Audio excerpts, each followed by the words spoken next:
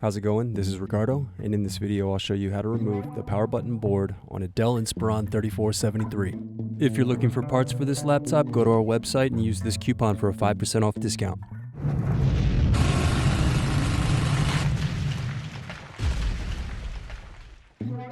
Slide open locking mechanism and remove battery. Remove optical drive screws. Using a plastic scribe, push to release the optical drive from the optical drive bay. Now use a plastic scribe to release tabs and turn over keyboard. Then disconnect and remove keyboard. Now remove upper palm rest screws. Now remove bottom palm rest screws.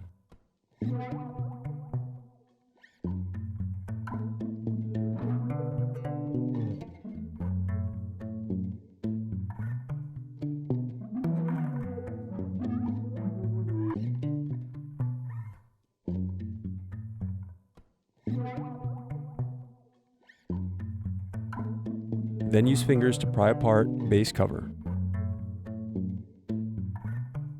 Then unscrew and disconnect power button board.